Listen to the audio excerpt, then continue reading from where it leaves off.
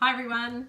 If you've been the recipient of some lovely cherries lately, you'll probably be wondering what on earth to do with them all.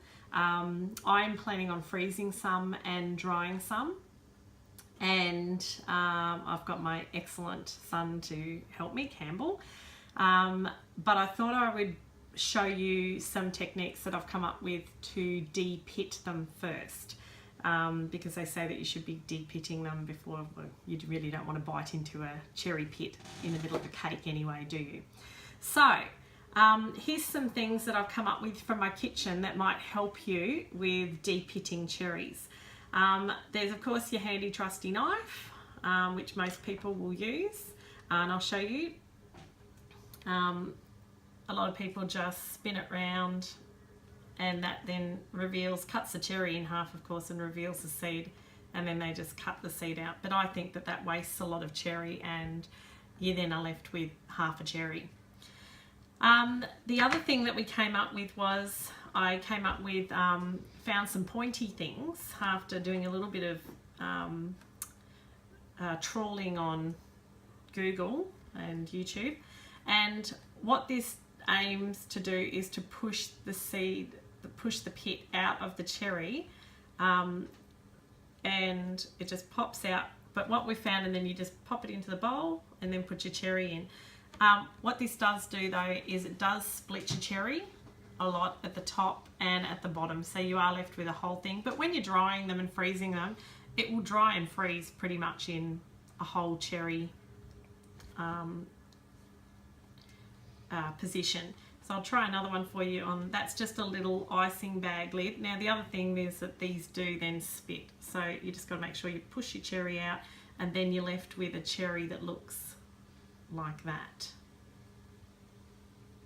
Split at the top, split a bit at the bottom, but overall not too bad, pretty good cherry. So that's the little piping bag one.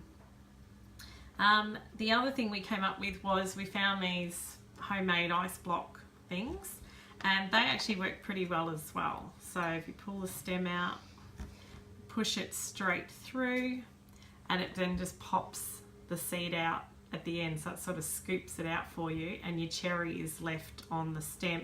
So pop the seed off, slide your cherry off. Now of course then you're left with a big hole straight through your cherry. However, your cherry isn't split as badly as it was in this one, because this one goes down on a triangular shape, so it goes down an angle and it spreads it, whereas this one is just a solid push through.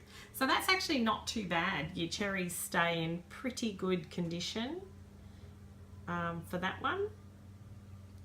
I'll do another one to show you.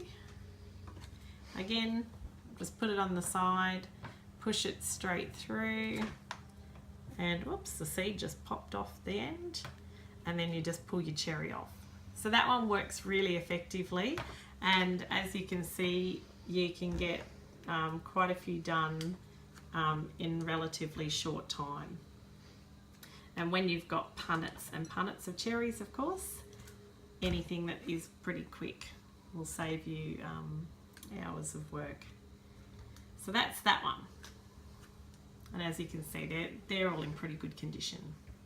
So, this one was the lid of a sauce bottle. This one works quite well because it's not as wide. It works on the same principle as this one, but it's not as wide as this one. So it doesn't split them as far. So I just put that down, put the cherry again where the stem meets on top, and push it through. And that one was pretty bad actually. That one just destroyed the cherry a lot. Hasn't been doing that. Let's try another one. Alright, well this is now my least favourite one. It was working well before. It's kind of splitting the whole bottom of the cherry, so let's not recommend that one. But if you're desperate, a sauce bottle lid like that will be fine. This is another one. This is another piping attachment. And this one has, it's got a hole, as you can see. Where the icing mix would normally come out, but it's actually on an angle. It's got the angle cut. And what I've been using this one for is to push it in spin it round, and then scoop the cherry out, the cherry pit out, and it leaves your cherry in a full cherry condition with just a little bit of a split at the top. I'll try again for you. So push it in, spin it round, and this cherry scoops out, and your cherry's left without the hole at the bottom. It's still got a split at the top, but that's going to happen when you're getting a big pit out of the middle of your cherry. So put it in, spin it round, scoop it out, and put your cherry in the bowl. So I hope that gives you some tips on how to de-pit your cherries using things from your cupboards at home. Seeing as we've been blessed with these amazing cherries, then I thought it would be unwise to waste this opportunity to freeze them or to even dehydrate them. So if you've got a dehydrator, then that's another good thing, is to make some dried cherries. But as you can see, we're doing a good job, and every so often I just change implements and off we go again. And good luck with your cherry de-pitting. Have fun.